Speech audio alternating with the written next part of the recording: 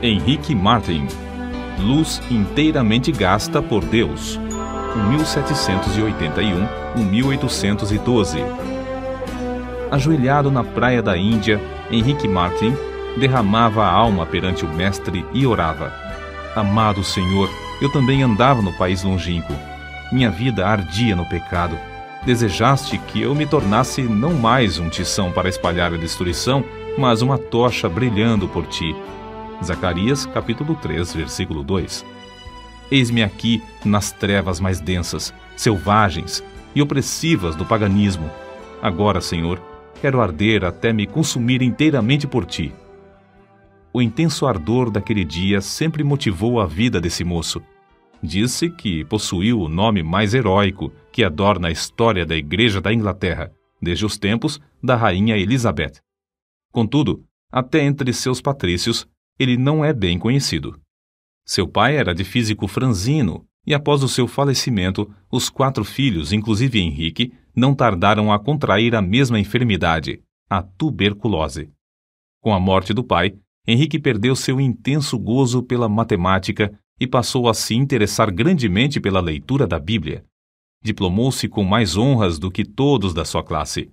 O Espírito Santo, porém, falou à sua alma: Buscas grandes coisas para ti, não as busques.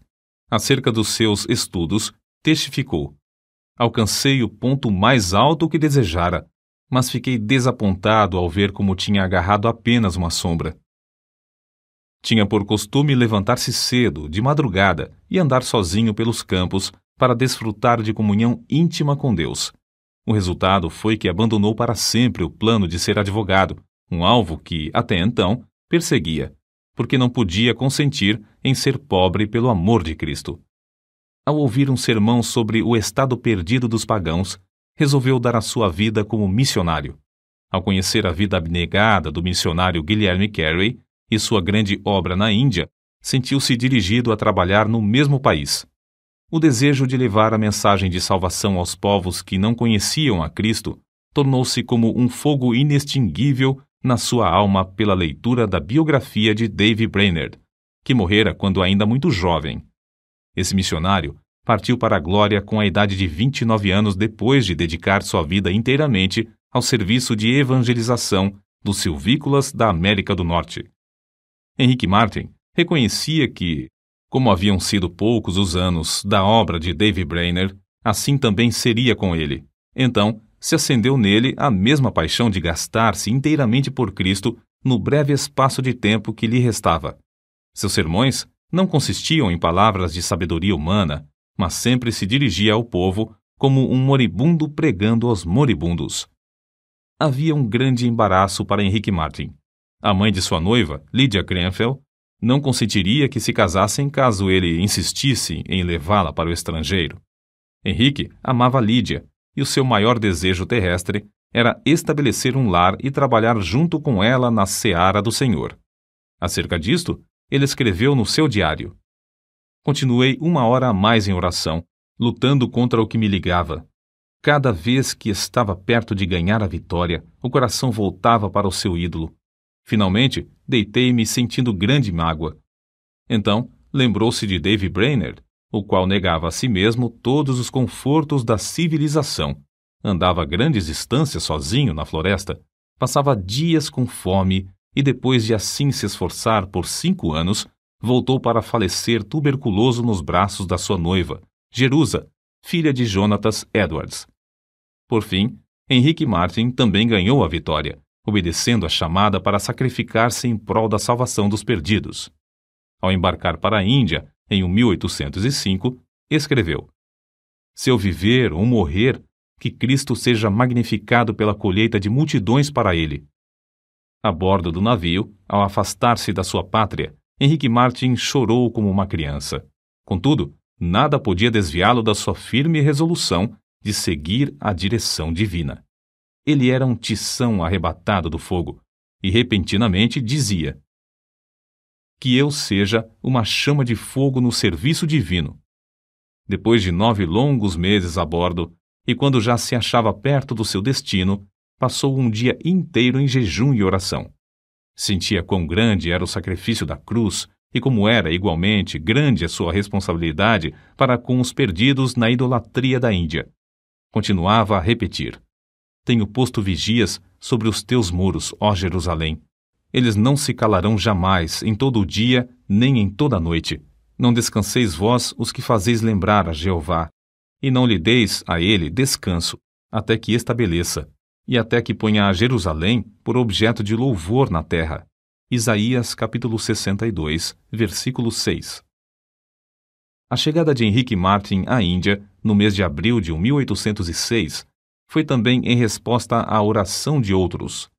A necessidade era tão grande nesse país que os poucos obreiros concordaram em se reunir em Calcutá de 8 em 8 dias para pedir a Deus que enviasse um homem cheio do Espírito Santo e poder à Índia. Martyn, logo ao desembarcar, foi recebido alegremente por eles como resposta às orações.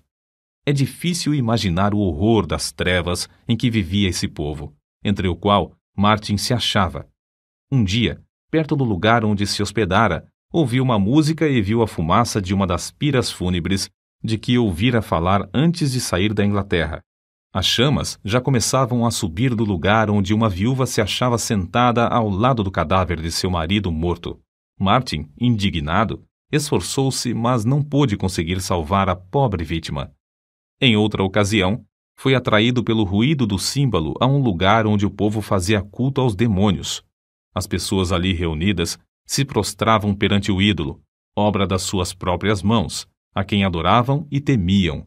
Martyn sentia-se mesmo na vizinhança do inferno. Cercado de tais cenas, ele se aplicava mais e mais, sem se cansar, dia após dia, a aprender a língua.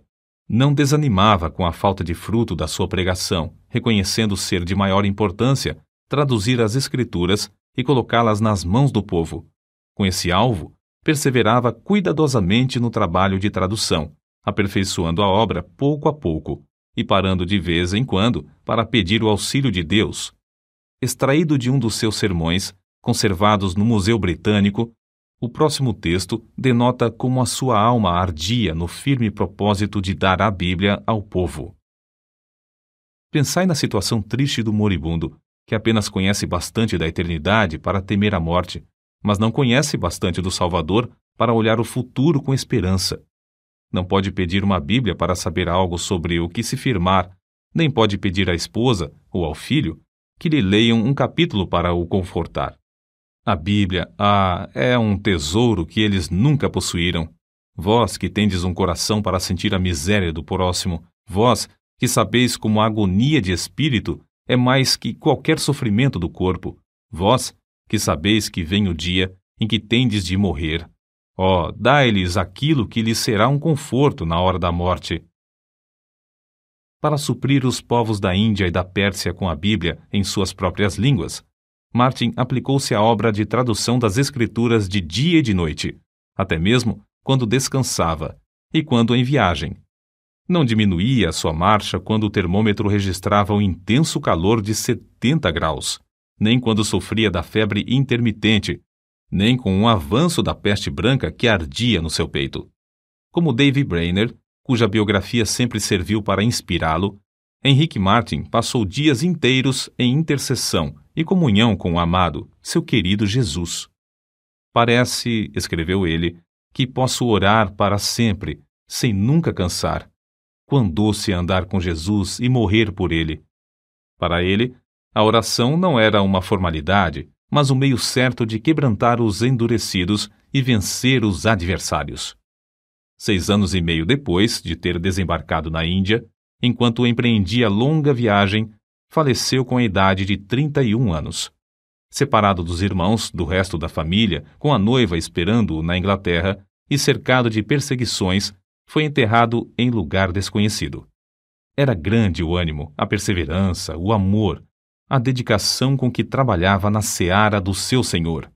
O zelo ardeu até ele se consumir nesse curto espaço de 6 anos e meio. É-nos impossível apreciar quão grande foi a sua obra, feita em tão poucos anos. Além de pregar, conseguiu traduzir porções das Sagradas Escrituras para as línguas de 1/4 parte de todos os habitantes do mundo. O Novo Testamento em hindu, hindustão e persa, e os evangelhos em judaico-persa são apenas uma parte das suas obras. 4 anos depois da sua morte, nasceu Fidelia Fiske, no sossego da Nova Inglaterra. Quando ainda aluna na escola, leu a biografia de Henrique Martin. Andou 45 quilômetros de noite, sob violenta tempestade de neve, para pedir à sua mãe que a deixasse ir pregar o evangelho às mulheres persas.